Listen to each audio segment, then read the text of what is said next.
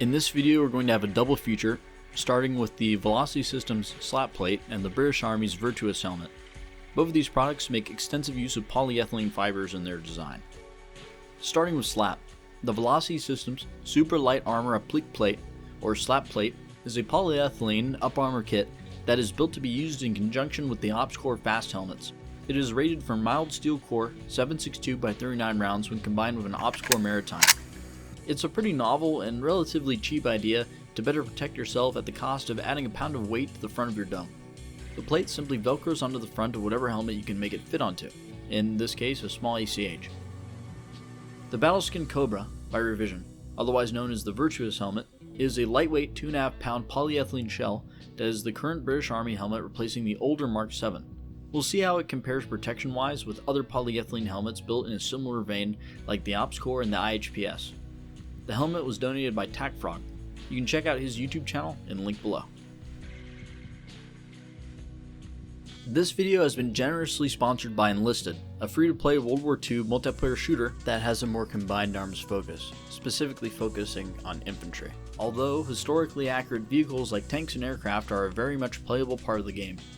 I found Enlisted's most novel feature to be controlling a squad of customizable AI soldiers in squad mode. Having a bunch of AI goons to throw at the enemy can be pretty mindless fun.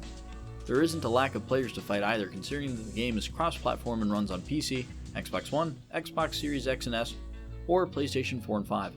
Use my link in the description to get a free bonus including 3 days of premium time and several orders for troops and weapons.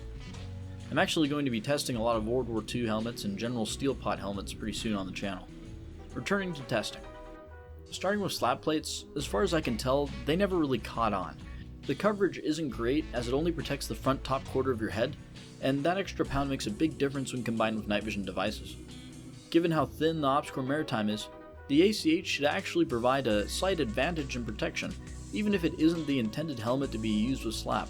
Also, I'm not paying $2,000 for another OpsCore. Let's take that first shot on what the system is rated for.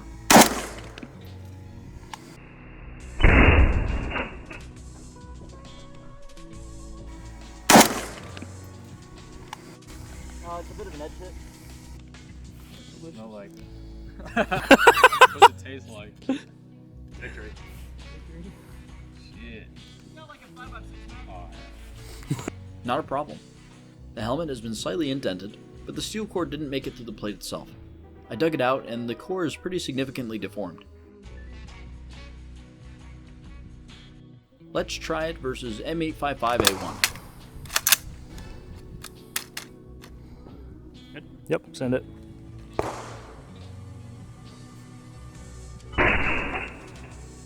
Well, there's a reason it's only rated for mild steel core.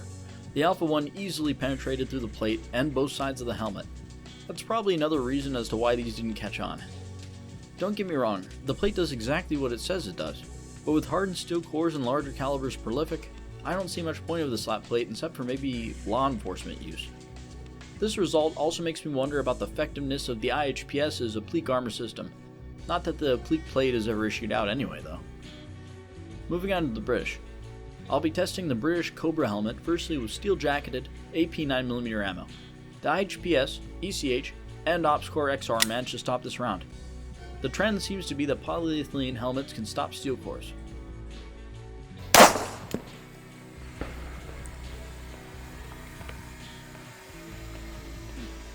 Looks like it penetrated. The Cobra is an exception, failing to stop the steel core round. Perhaps this helmet uses a different polyethylene than Dynama. Not a good start.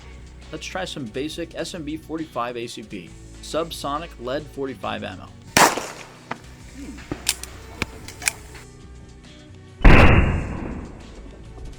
Nice. This is a good comeback. Deformation is pretty minor, but I've got one more shot to take.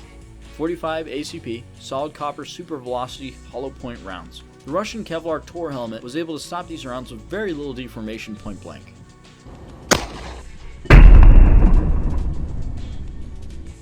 This is not great.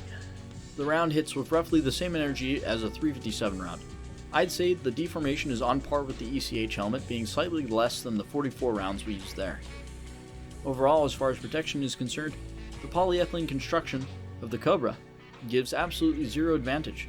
The deformation is on par with other polyethylene helmets, but without the added benefit of being able to resist projectiles with steel in them. I am concerned. The Cobra provides worse protection and weighs more than its predecessor, the Kevlar Mark 7 helmet, seen here on Mike B's channel.